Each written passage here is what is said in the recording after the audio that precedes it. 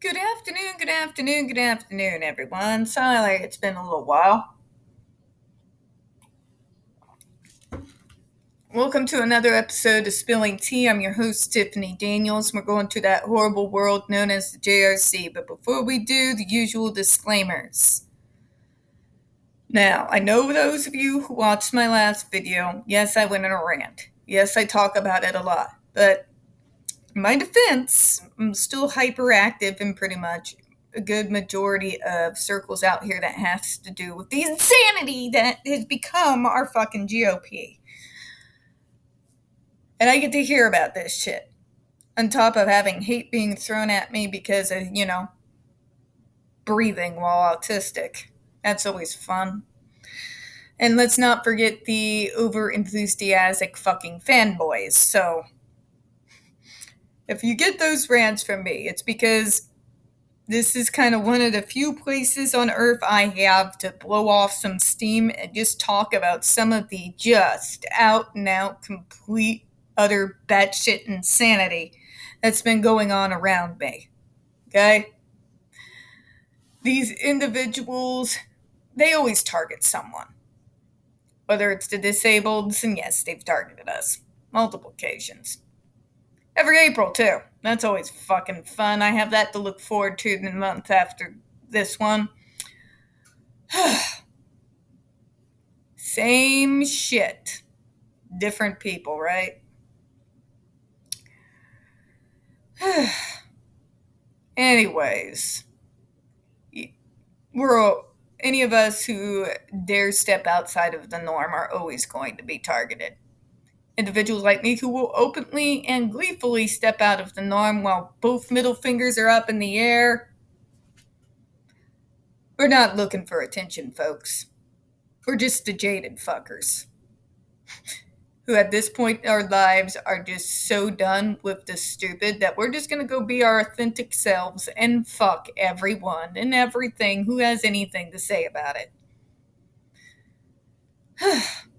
It's both liberating and sad all at the same time. But anyways, to the disclaimers, right?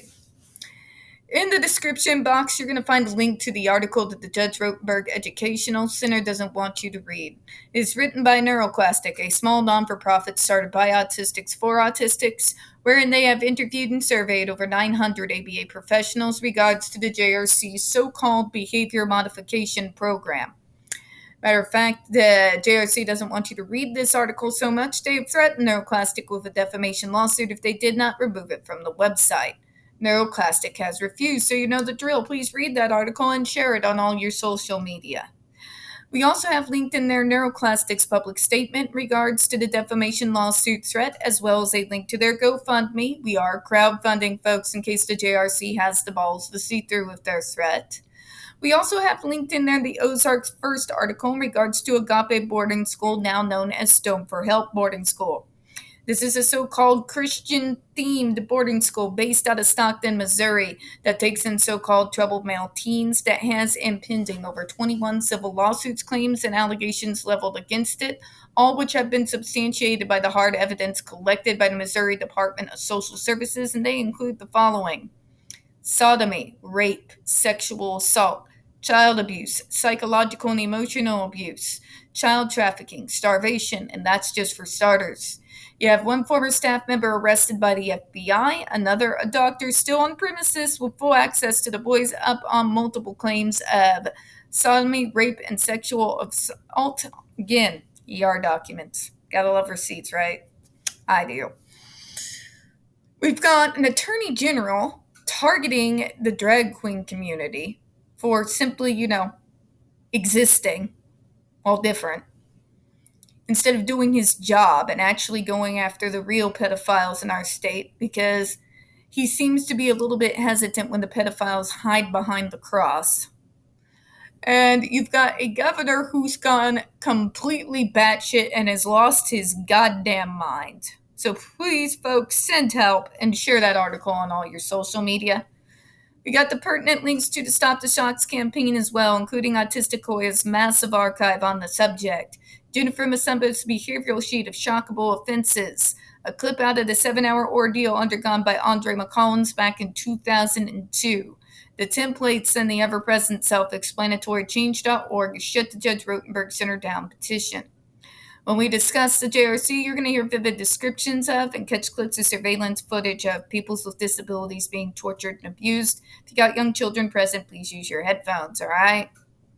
This channel is marked not for children for a reason. We use profanity and speak on dark subjects. If your child is 16 and younger and they are watching this, very obviously, parental supervision. Trigger warning, we are about to once again descend into the mad ravings of the lunatic mind known as Dr. Matthew Israel. You're going to hear gaslighting, victim blaming, pseudoscience, lies, enough ableism and bigotry to circle the globe a few thousand times, all coming from a man with a massive ego and even more massive God complex. So be prepared for the stupid, all right? We like to call out lies on this channel. And Dr. Israel, he tells a lot of them. So while we go into his defense of, but the MDRI said and it's not true, I'm going to be pulling up some receipts for you to show you why what they say is not true. Matter of fact, is true. All right, let's get to it, shall we? Currently at JRC, only 2 out of 217 students require partial mechanical restraint. One is a student whose headbanging is so violent that prior to enrolling into JRC, he caused himself to suffer a stroke. Here we go again. When lies don't work, Dr. Matthew Israel wants to shock you into compliance. No pun intended. He always does this. He draws up worst-case scenarios with no context, no receipts, in order to strengthen his case. His concept is, if you believe that we're out of control, you're willing to allow anything to happen to us in order that we might be controlled. He's playing on society's innate systematic ableism when he does this. Because how do you see disabled people portrayed on TV? How do they show us all the time? When there's another school shooting, who ultimately always gets fucking blamed? That's right, we do. And he's playing upon it, folks.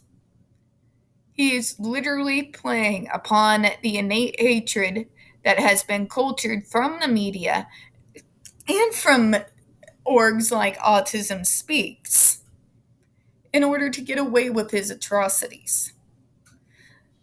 Here's my point. Say what he's saying is true, and we're just so batshit crazy ass insane that we are just going to randomly pick up a samurai sword and just go down the street cutting people's heads off while humming the song to the Amityville Horror.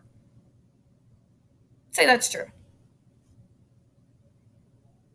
Do we allow this type of behavior modification on violent repeat offenders in jail? No, we don't. If that is true, one must question, if this is such an effective treatment, why isn't it being allowed to be used on those folks? According to Dr. Matthew Israel, if you just use that device, don't be just cured and just as normal as who fuck knows? Who the fuck knows? Normal doesn't exist. It's nothing more than a fucking pipe dream that they sell parents to in order to get money out of them. Nobody's fucking normal. Everybody has their own neuroses. The only difference between me and you is my neuroses is demonized and has a label slapped on it. That's it. That's it. If you ever look at neurotypical society, y'all are just as weird as the fucking rest of us. Don't let anybody try to tell you any different. You all live off celebrity culture. You get involved with other people's lives, individuals you've never fucking met and probably never will. But we're the weird ones. Go figure, right? Sorry, that will always be a beef with me. always, always, always. Because you all get up to some really weird fucking shit. Just saying. You get, y'all weird. All right? You get borderline stalker with whatever celebrity you're obsessed with. But I'm the bad guy because I want to go study rocks or go stare at a few history books here and again. You know, priorities, right? Anyways, kind of got off topic here. The point is, even if we were that crazy, we have individuals in our society locked up in our jails right now who are repeat violent offenders, who have way more violent urges than any autistic ever could. If this device has been so successful with such amazing results, why are they not hooked up to one? Right? Right? Because it's inhumane, doctor. Because it doesn't work, doctor. Because, doctor, if what you said is true, they would be actually on those devices. A good majority of society don't care how prisoners are treated. But if there is a device like the one that you've created that has appalled people so much that they wouldn't even make a prisoner wear it who is a repeat violent offender, that should fucking tell you something about that device now, shouldn't it? But let's move on here. His physician warned JRC that one more severe head bang could be fatal. Again, shock factor. The only reason that restraint is required in his case is that the student is from New York State, and NSAID regulation forbid its use on school-age students from New York. Oh, here we're going to demonize New York again. You know, how horrible of them to not want their students to be put on a device known to torture people. Why, they must be monsters. I mean, why wouldn't they want them to be put on this torture device that makes them scream and beg for mercy? Yeah. It's because, first of all, the doctor is once again selling you a lie. He's introducing just enough truth to sell his story, and then he out and out lies. It's actually a tactic a lot of politicians use. Introduce just enough truth to sound credible and then sell them a bullshit lie off top of it, and you might find yourself some gullible fuckers who will actually believe your ass. Well, I'm sorry, doctor, but I demand receipts. We know for a fact, doctor, that device is not just being used for violent self-abuse or violence against others. That's a lie. And if you don't believe me, again, we linked Jennifer Masumba's behavioral sheet of shockable offenses right there in the descriptions. And you will find such vague-ass things such as non-compliance being a shockable offense. Non-compliance is such a vague term that they can basically tweak it and twist it to mean whatever the fuck they say it does. So that's a lie, doctor. And then, on top of the lie, he's then going to go ahead and demonize the entirety of New York State Special Education Department because they wish to protect their students from torture. Yeah, right? If you read that New York report, which Dr. Matthew Israel is banking on you to not do, but for those of us who've actually gone through that whole entirety report, you will find that those individuals who showed up unannounced, the way these types of visits are supposed to happen, and found that they were not shocking them for just those things that Dr. Matthew Israel likes to parrot over and over and over and over again, but for so much is stopping work for more than 3 seconds. If you so much breathe in a way that these individuals do not approve of, you will be tortured with it. Okay? You want to know why he's demonizing New York? So for those fuckers who sit on the fence who are be willing to actually read and find out what the New York report says, he'd rather demonize them and then use shock tactics in order to get you to ignore the massive amount of evidence that New York has had against them. Doesn't work, doctor. I like facts. Facts are your friend. Facts don't lie. Evidence doesn't lie. People do. Okay? Folks, he's once again making an argument, making a very bad argument, and creating a lie that is easily torn apart by ready available evidence. It's available literally at your fingertips. He's trying to browbeat you. But I'm a stubborn bitch.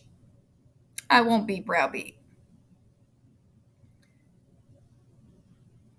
Nor will I be told to ignore the evidence in front of my own eyes because I'm a doctor and I'm being targeted.